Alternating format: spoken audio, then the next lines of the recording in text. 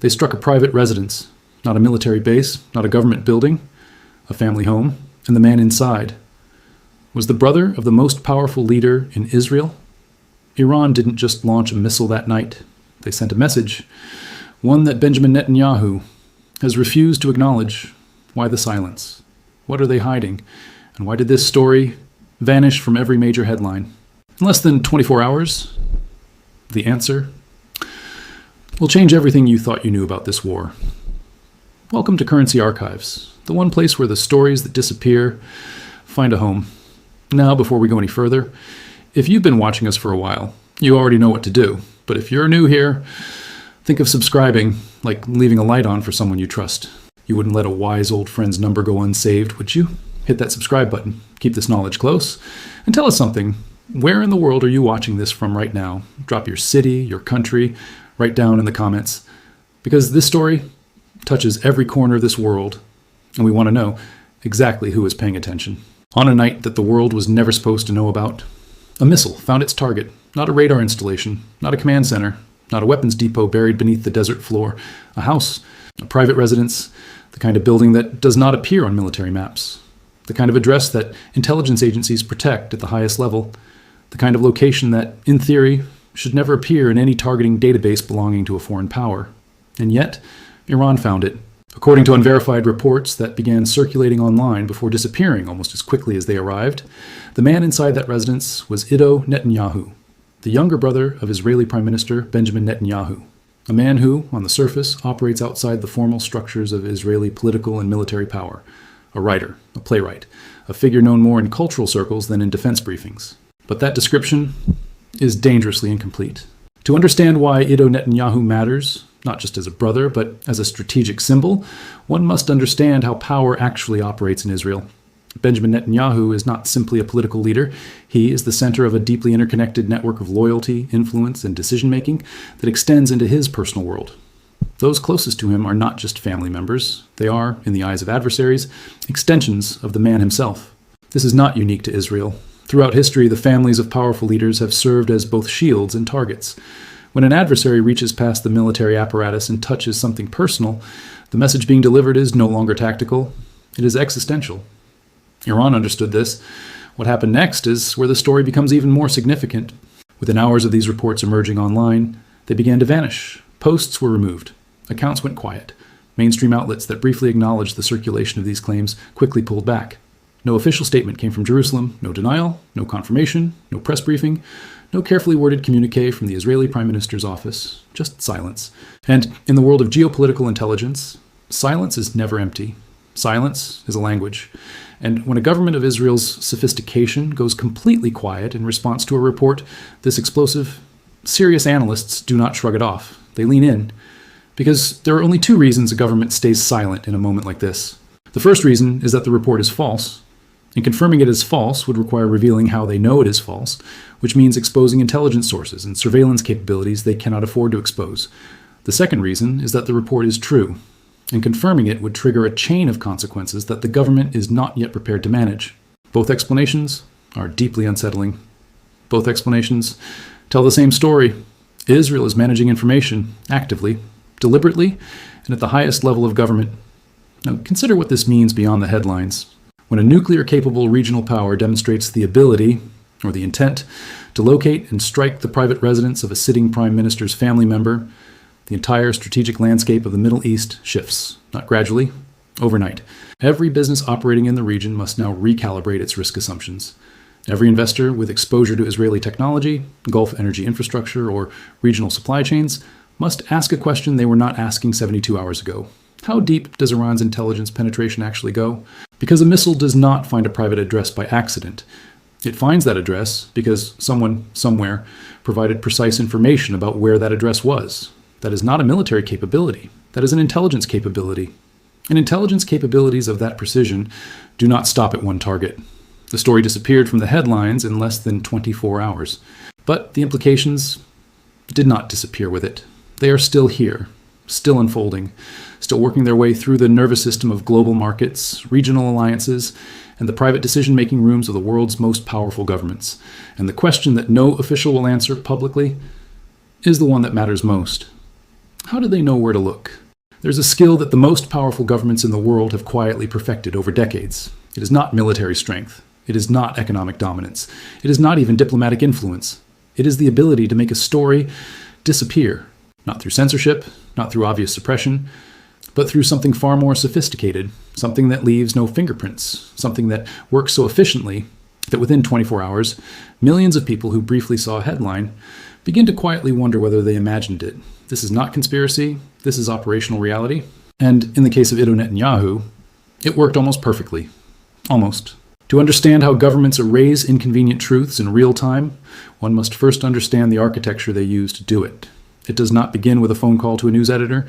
It does not begin with a government order or a legal threat.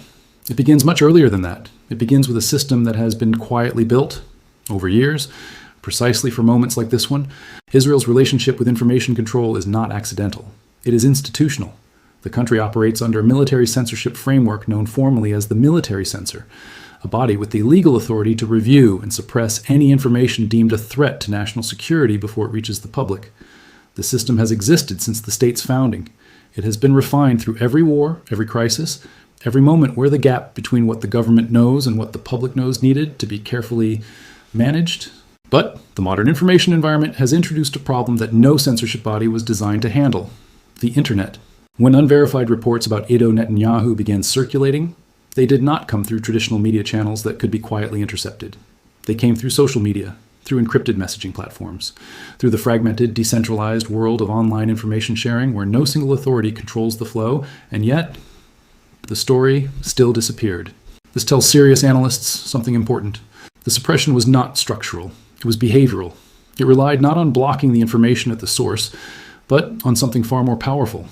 It relied on the silence of credible institutions. Because in the modern information economy, a story without institutional validation does not travel far. It circulates briefly in the margins, it gets labeled unverified, it gets quietly filed under rumor, and then it fades. This is the architecture of silence in its most sophisticated form. Not a wall that blocks information, but a vacuum that starves it. Now consider what this means for the business community watching this unfold from a distance. Every serious investor, every regional entrepreneur, every multinational with exposure to Middle Eastern markets relies on information to make decisions. Not just official information, real information, the kind that emerges from the gap between what governments say and what actually happened. When that gap is managed this effectively, decision makers go blind.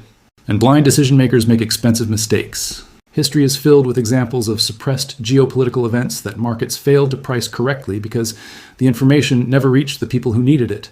The weeks before the 1973 Arab oil embargo, the quiet intelligence failures that preceded the Gulf War, the months of managed silence before the 2008 financial crisis fully revealed itself to the public.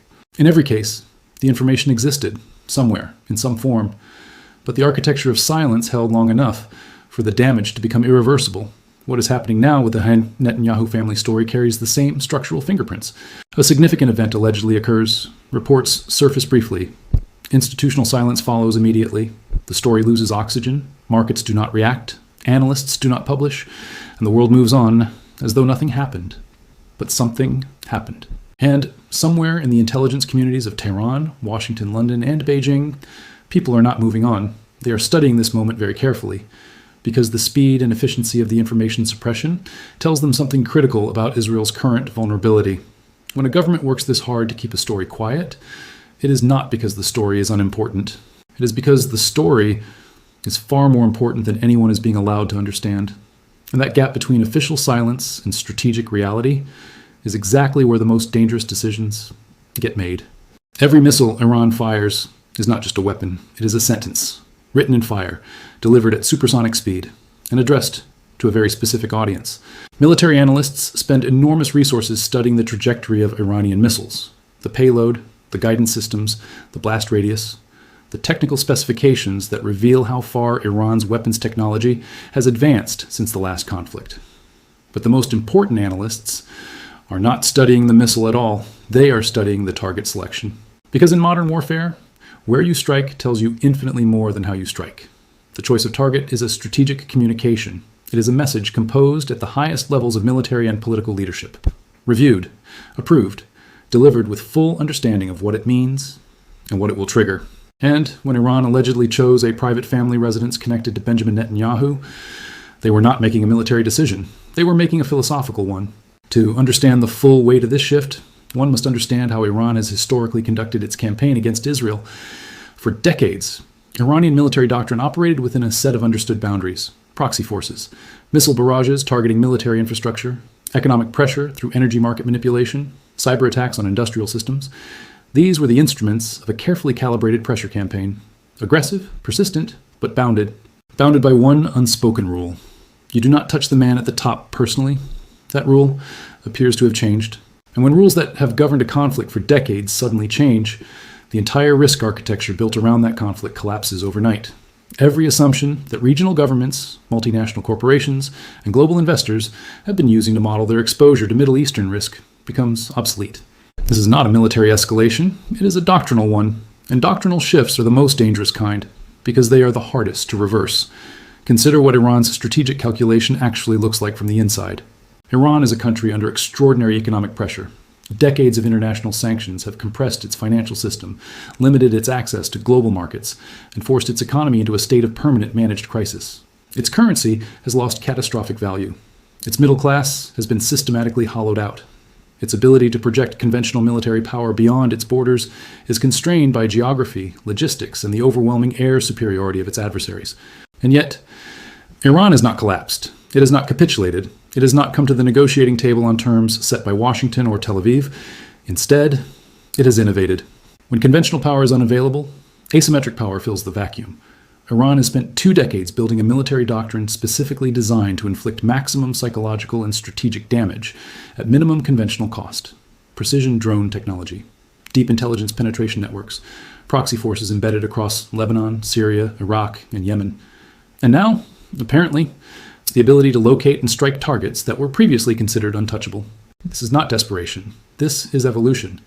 And for the global business community, this evolution carries consequences that extend far beyond the borders of Israel and Iran. When Iran demonstrates, even allegedly, the capacity to reach into the personal world of a G7-aligned head of government, every energy contract in the Gulf region reprices. Every insurance underwriter with Middle Eastern exposure quietly adjusts their models. Every logistics company routing cargo through the Strait of Hormuz runs new risk calculations. Every technology investor with portfolio exposure to Israeli innovation hubs begins asking questions they had previously considered unnecessary. The oil markets felt this tremor even before official confirmation arrived, because markets do not wait for governments to confirm what they already suspect.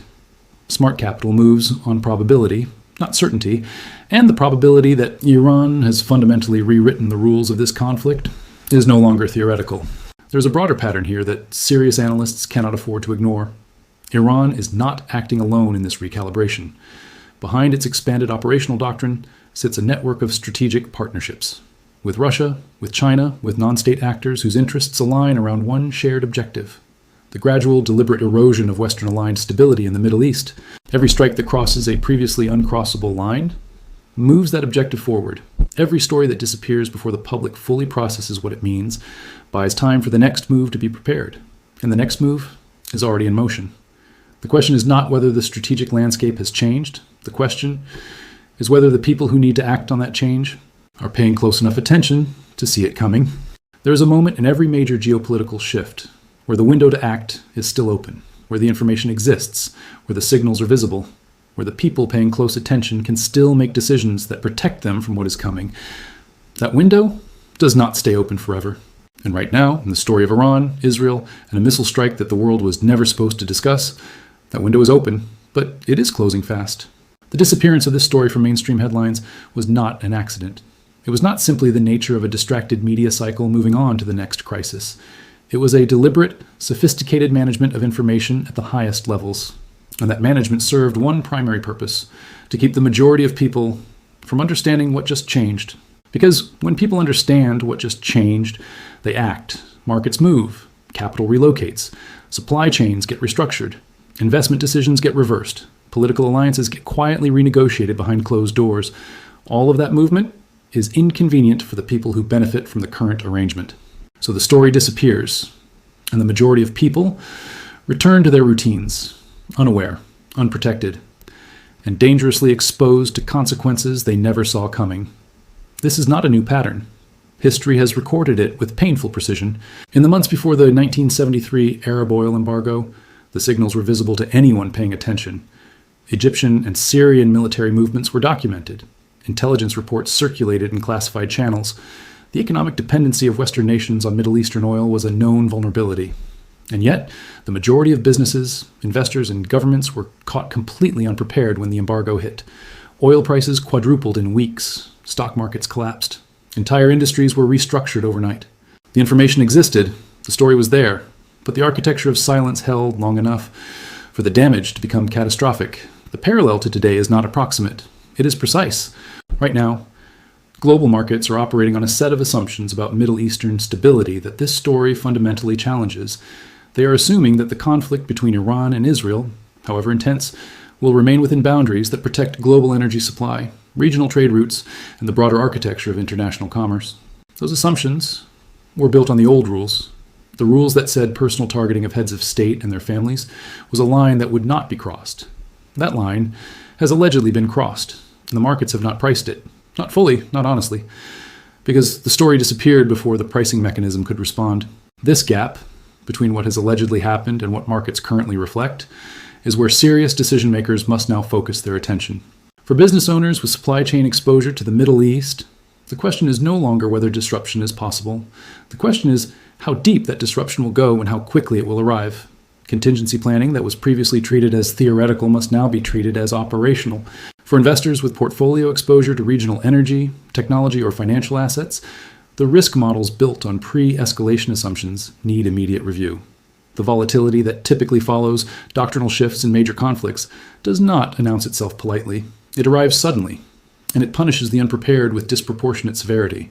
For entrepreneurs building businesses that depend on stable regional markets, the window to diversify, to hedge, and to restructure is the window that exists right now, before the next strike, before the next disappearing story, before the next moment where the gap between official silence and strategic reality closes in the most expensive possible way. There's a final point that must be made clearly. The story of Iddo Netanyahu, whether fully confirmed or not, is not really about one man. It is not even really about one missile strike. It is about a signal that the rules have changed, that the boundaries have moved, that the conflict the world thought it understood has entered a new and far more dangerous phase. The governments know it. The intelligence communities know it. The smart capital is already moving.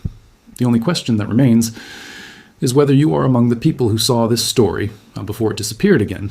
Because the next time a story like this surfaces, there may not be enough time to act on what it means. The window is open.